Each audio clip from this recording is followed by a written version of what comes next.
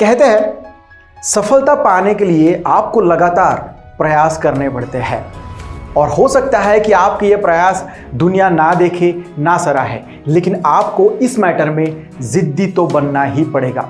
खुद को ऐसा ट्रेन करना ही पड़ेगा कि एक दिन आपकी झलक पाने के लिए दुनिया अपनी पल के बिछा दे।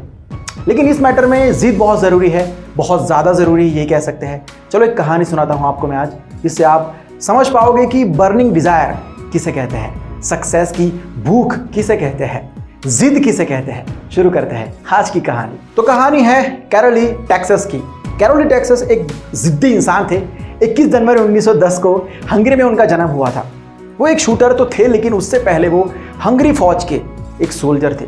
तो 1936 तक कैरोली टेक्सास एक उच्च दर्जे के पिस्तल शूटर बन चुके थे। तो उनका सपना था कि 1936 में जो ओलंपिक गेम्स होने वाले हैं उसमें वो देश को रिप्रेजेंट करे और गोल्ड मेडल जीते। लेकिन वो एक सिपाही थे, तो उनको हंगेरियन शूटिंग टीम में जगह नहीं दी गई। उस समय हंगरी में ये नियम था कि सिर्फ उच्च दर्जे के जो ऑफिसर्स हैं उन्हीं को टीम में शामिल किया जाएगा। साल याद रखना 1936 की ये बात है। इस बात को ये बंदा कहां तक ले जाता है सुनो। तो कुल मिला के कैरोली टेक्सास का सपना था कि वो दुनिया के बेस्ट शूटर बने, लेकिन हंगरी के इस नियम की वजह से उन्हें ओलंपिक में जाने से रोक दिया गया। उन्हें पता था कि अब कोई रास्ता नहीं है ओलंपिक में पार्टिसिपेट करने का, फिर भी वो अपनी प्रैक्टिस करते रहे। और जैसे ही बर्लिन में 1936 के ओलंपिक गेम्स पूरे हो गए, उसके बाद हंगरी ने भी अपने सारे नियम बदल दिए और सारे जो रिस्ट्रिक्शंस थे वो हटा दिए। जैसे ही कैरोली टेक्सास को ये बात पता चली, वो बहुत ही ज़्यादा खुश हो गए। अब वो हंगेरियन टीम में शामिल हो सकते थे और अपने देश को ओलंपिक में रिप्रेजेंट कर सकते थे। अब उन्होंने टारगेट सेट कर लिया कि 4 साल के बाद यानी कि 1940 में टोक्यो में जो होने वाले हैं ओलंपिक्स, उसमें वो जाएंगे और जीतेंगे।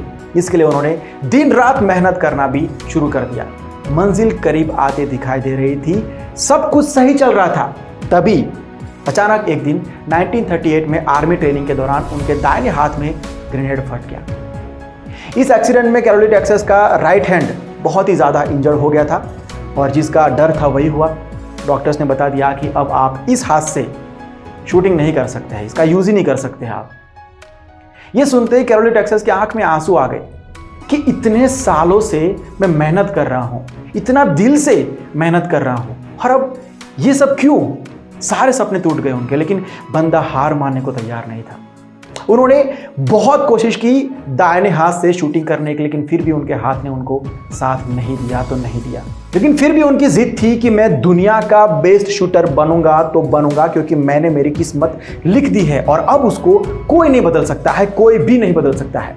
कैरोली टेक्सास ने सोचा कि मेरा दाहिना हाथ काम नहीं कर रहा है, तो अब मैं जीरो से शुरुआत करूंगा, पूरी तैयारी जीरो से करूंगा और अपने बाएं हाथ से निशानेबाजी करूंगा।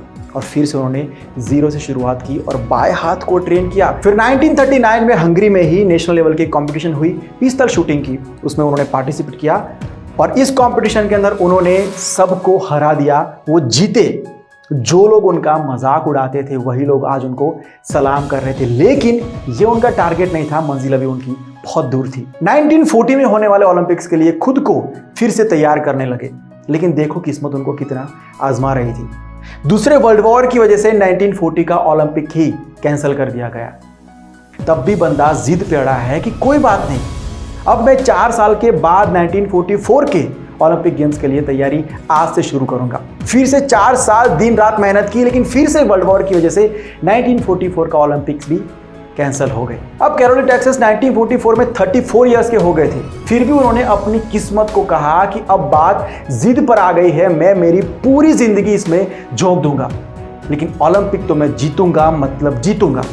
तुझे जितना रोकना है रोक ले, मैं नहीं रोकूंगा, देखते हैं कौन जीतता है। अब वो 4 साल के बाद यानी कि 1948 में लंदन में होने वाले ओलंपिक्स के लिए मेहनत करने लगे।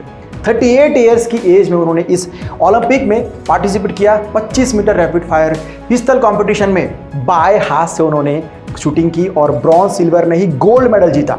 इतना होने के बाद भी बंदा रोकने को तैयार नहीं है। फिर से 4 साल खुद को तपाया और 1952 में जो ओलंपिक हुए उसमें भी पार्टिसिपेट किया और फिर से अपने देश को गोल्ड मेडल जिताया और दुनिया के पहले ऐसे शूटर बने जिसने 25 metre rapid fire pistol competition में लगातार 2 बार गोल्ड मेडल जीता हो।